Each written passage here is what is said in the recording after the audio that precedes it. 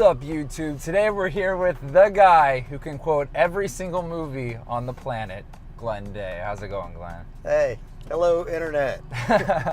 So the reason I made this channel is to get people into advertising, and so we really like to dive into people's different, unique stories. So kind of take us way back to when you thought about advertising or even thought about going into advertising, and then kind of how you got in. God, I almost finished college. Actually, I probably had got my degree already. And I was working as a songwriter / waiter, which means waiter. And I was watching TV one day before I went into work or before I went to a gig or something.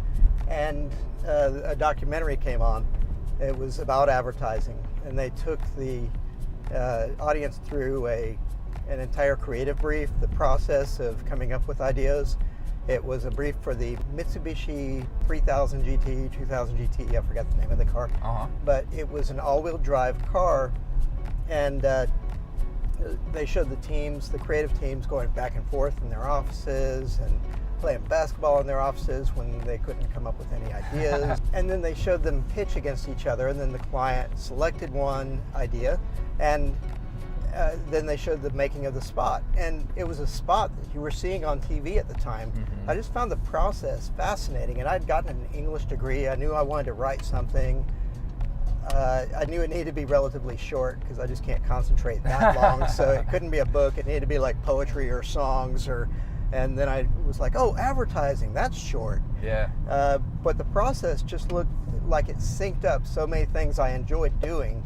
And I was already a year or two into the songwriting thing and sick of smoky bars. Anyway, I saw that documentary. It just made me want to do it. And the spot itself was so interesting. It was a spot that barely had any words. I remember being so impressed by just the art of how that story was so succinctly told, and knowing, I would enjoy being part of that kind of process. That was basically what got me into the business. It was seeing that documentary, and then I talked to a friend who had gotten into the business, and he said, oh, you need to get this book called How to Put Together Your Creative Book and Get a Job in Advertising. Yep. And did that terrify you at all? You're like, oh, now I got to make this whole portfolio thing. No, I was much more terrified by the fact that up until then, I'd been working toward a college degree and had no clue what I was going to do with my life.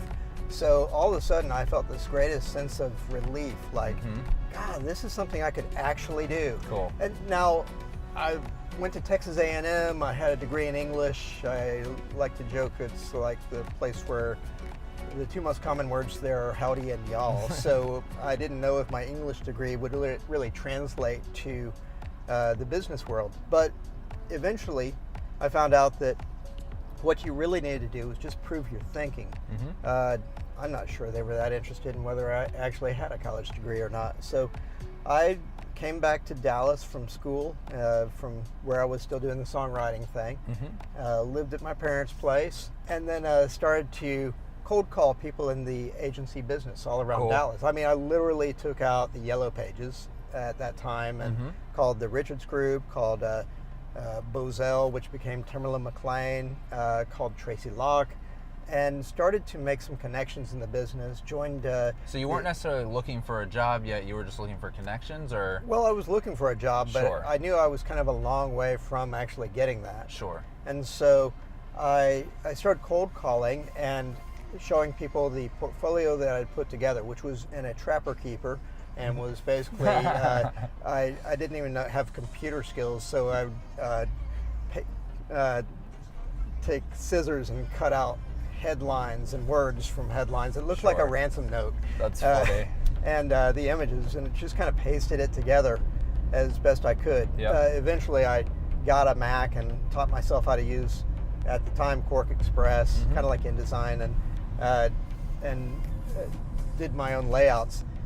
But with all this cold calling, I ended up meeting people at different agencies. I also met the editor for Adweek that was in Dallas, and he put me in touch with lots of other people. Awesome. And we're driving by the Richards Group right now. That's right. Yeah, the guy who gave me the most help was a guy named David Culp, who was creative director at the Richards Group. Just passed a couple of years ago, and just really generous with his time. Set an example that I've tried to follow throughout my time in the business. You know, if a young person calls and would like to talk, you talk. It doesn't take that much of your time, and you end up benefiting a great bit, and you might start a career. But David gave me time several times, and then I ended up getting my first job as a copywriter on Pepsi. Thanks to David's guidance and that's help pretty with sweet. it. That's a good first client. Oh, the guy is fantastic. Yeah. And Pepsi was oh yeah, my parents couldn't believe it. They were like, "You'll never get a job in advertising. Yeah. None of our family knows anything about that. And what then are you got talking Pepsi. about?" Yeah, and I was on Pepsi. I got to drive to their house after the interview and say, "Yeah, I'm gonna have to quit my waiter job," which I had another waiter job. They're like, "Oh no, what happened? Are you gonna have to move back home again?" Because I had moved out. Yeah. And I said, "Yeah, I got a job copywriting for Pepsi," and their jaws just dropped. Yeah, and that's funny. I was so beaming with pride. It was awesome, and it was a fantastic first job. Awesome. So his kind of mentorship was a big deal for you getting that foot in the door, and so just because you reached out. Absolutely, I was totally lost. It's a lot like what you're doing, Kevin. I mean, you're giving people that bit of insight. We forget how kind of much it looks like this wall, kind of like the Emerald City when Dorothy and the Wizard of Oz crew is heading toward the Emerald City, and everything's like this big, beautiful place that looks overwhelming. And frankly, the voice of advertising people seems like the voice of the great Oz to people on the outside. But you get behind the curtain, you find out there's a normal person like you. And David Culp was that for me. I think you're being that for a lot of people. It's just invaluable to know that, you could fit into this, you have something to contribute, and that it's not unattainable. First of all, love that you used the Wizard of Oz reference. It proves my point with the whole movie thing. Oh yeah, yeah, there you go. Yeah, but all right, so for those trying to get in, what kind of advice do you have for them? Well, have some faith in yourself, develop your skills, listen to everybody you can talk to. Talk to a lot. There are great creative programs in universities and Portfolio Center and Creative Circus. I don't even know actually what's still in existence. Those things kind of come and go some. Sure. But those programs, the Savannah School of Design, they have these great programs where you can get great mentorship and follow people. If you don't have the money or the time to do that, that's kind of where I was. I'd already gotten a degree and spent the money my parents had for college. There are ways to learn it on the fly. Sure. And I'm sure you can find Linda videos. You can watch all of Kevin Forrester's videos here on YouTube, and you can learn most of what you need to know. And then be humble. Believe in yourself, but be humble. Be listening 100%. as much as possible to the advice, because there are smart people all around you.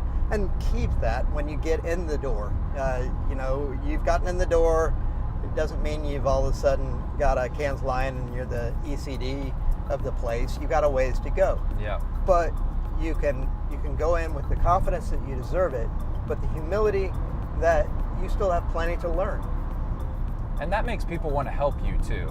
Oh, Because if you come in with no humility, nobody wants to help. yeah, we recognize pretty quickly, maybe not even consciously, which people don't want to hear what you have to say. Sure. And I'll admit, there were times early on in my career where I was probably acting like that. All of you watching, if you agree with that statement, just go ahead and put a comment in. Yeah, Glenn was a real asshole when he was a junior copywriter. That's funny. So awesome. Do you want to, plug your portfolio for people to check it out or any of that kind of stuff? If you're inclined, you can take a look at my portfolio. It's gdaycd.com. And it's not very up to date. I'm not looking for a job, although I do advocate keeping your portfolio up to date. Sure. So I got to follow my own damn advice. There is a challenge in keeping your portfolio up to date and figuring out which of your old things you want to keep around. I mean, I've got stuff that when it cans that I don't have on my portfolio anymore. Yeah. Eventually, it becomes sort of trite and dated and embarrassing, so you have to let go of some stuff. Yep. That's not necessarily a message that's all that germane to you folks that are trying to get into the business, but it's the reality. And it's what have you done for me lately is very important in this business. 100%. So don't judge me for any of these standard definition TV spots I still have on my site. The 4:3 ratio. Yeah, Can't there's a wait. good bit of that. No problem. Awesome. Well, thanks for coming on. I think it's very valuable to kind of, see your perspective on everything. And yeah, thanks for driving with us, and we'll see you later.